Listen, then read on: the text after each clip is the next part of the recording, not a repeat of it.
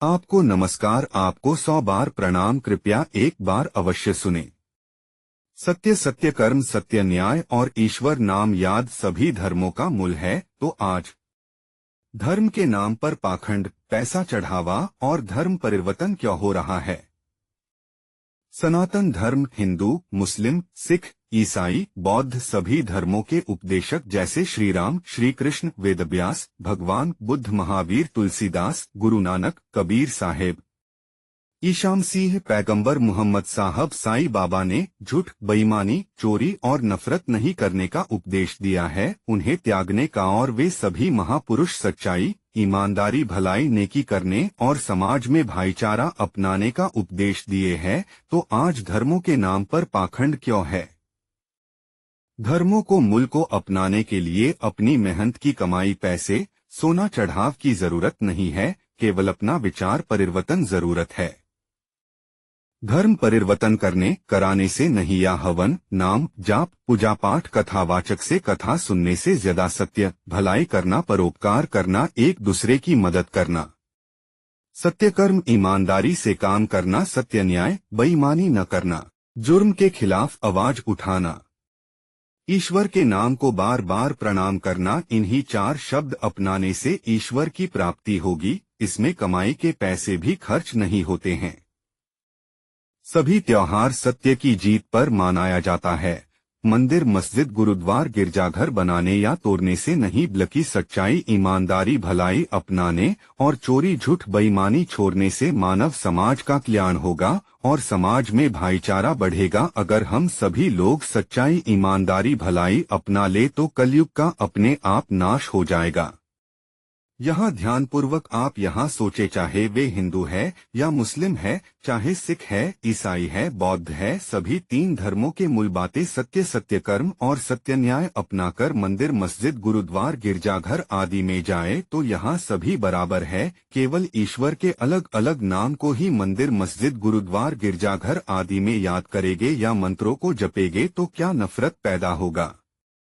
सन्यासी, साधु या बाबा बनना मतलब अपने जैसा पुत्र या पुत्री संतान न पैदा करना, शादी विवाह न करना जो प्रकृति के नियम के खिलाफ है। इससे संसार चक्र रुक जाता है।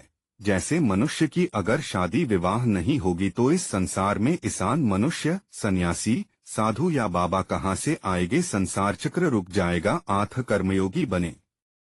महाभारत की कहानी में अर्जुन सन्यासी, साधु बनने जा रहे थे, तब भगवान श्री कृष्ण से उपदेश लेने के बाद अर्जुन सन्यासी, साधु न बनकर कर्मयोगी बन गए। ईश्वर के नाम ब्रह्मांड के हजारों तारे और ग्रहों की तरह है। जो नाम आपको प्रिय हो उन्हें बार बार याद करना ईश्वर नाम सुमिरन है। सत्य, सत्य कर्म, सत्य न्याय और ईश्वर नाम याद या ईश्वर नाम सुमरण ही ईश्वर प्राप्त करने का सही मार्ग है। सभी देशों के न्याय प्रणाली सत्य, सत्य न्याय और सत्य कर्म पर आधारित दंड का प्रावधान और कानून बनाती है। और ईश्वर भी सत्य, सत्य कर्म, सत्य न्याय का आधार पर स्वर्ग और नरक दंड का प्रावधान करते हैं। नरक मतलब निर्जीवों के जैसा जीवन, जैसे किरेमकोरे, पशु, पेड़ और जानवर आदि। जो लोग भ्रष्टाचार, बुराई, चोरी, बेईमानी, गलत काम करने में लगे हैं और वे लोग की भी मृत्यु निश्चित है। ऐसा नहीं है कि भ्रष्टाचार, बुराई, चोरी, बेईमानी, गलत काम करने वालों लोगों आदमी की मृत्यु नहीं होगी। अगर ऐसा वे सोचते हैं तो उन चोरी, बेईमानी करने वाले लोग मूर्ख है, क्योंकि उनकी भी मृत्यु निश्चित है। अतः भ्रष्टाचार, बुराई, चोरी, बेईमानी, गलत काम वाले इंसान एवं आदमी से विनती है कि उन गलत आदतों को छोड़े दे, त्याग दे, क्योंकि आपके साथ सच्चाई, भलाई, ईमानदारी ही साथ जाएगा। पैसा, मुद्रा से बाढ़, हवा, तूफान, भूकंप और जीवन मृत्यु को नहीं रोका जा सकता है।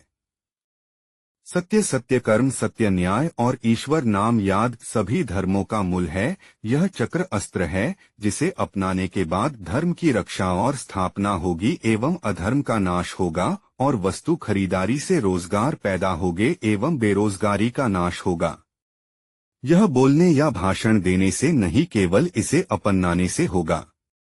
आज हमारे समाज कई लोग ऐसे हैं जो धर्म परिवर्तन कराकर और कुछ लोग हवन नाम जाप पूजा पाठ कराकर और कथावाचक कथा कहकर हजारों लाखों करोड़ के मालिक हैं। उनके पास लग्जरी कारें और ट्रस्ट के नाम 100 एकड़ जमीनें हैं और यह सब लोगों के पैसे चढ़ाव का फल है। अपने स्वार्थ के लिए धर्म ग्रंथों का लिपि दिखाकर चंदा या पैसा लेना सबसे बड़ा अधर्म है। उन्हें पापयोनि में जन्म लेना पड़ता है।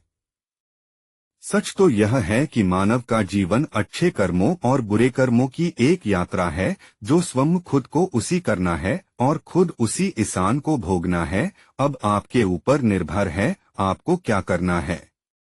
ईश्वर की प्राप्ति सत्य कर्म सत्य न्याय अपनाकर और ईश्वर के नाम जो आपके मन को प्रिय लगे उन्हें बार बार को याद करने से परमात्मा की प्राप्ति होगी। हाँ, यह जरूर है, इसे अपनाने पर वैसे लोगों की दुकानदारी जरूर बंद हो जाएगी जो धर्म के नाम पर पाखंड, पैसा चढ़ावा और धर्म परिवर्तन करते हैं।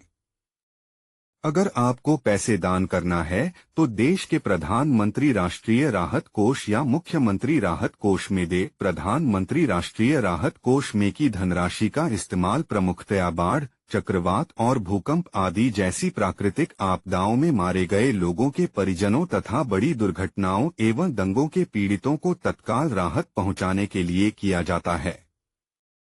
आपके दिए गए पैसे दान देश के प्रधानमंत्री राष्ट्रीय राहत कोष या मुख्यमंत्री राहत कोष में का फल 1000 गुना मिलेगा। हम सभी धर्म के पवित्र ग्रंथों के पढ़ने और इसके मूल समझने एवं अपनाने के बाद लेख संग्रहित कर लिखे हैं। इस लेख को सुनने के बाद किसी भी आदमी को मन को ठेस पहुंचता है तो हम उनसे माफी मांगते हैं। अगर आपको अच्छा लगा तो इस ऑडियो वीडियो को शेयर करें। जय श्री कृष्णा। बबन कुमार यादव।